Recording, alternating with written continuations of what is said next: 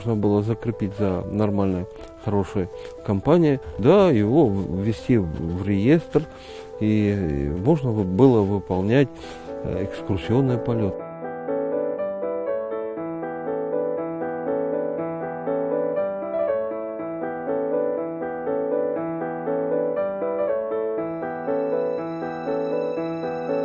Двигатели были законсервированы. Ну, скучал, ждал, наверное, нас.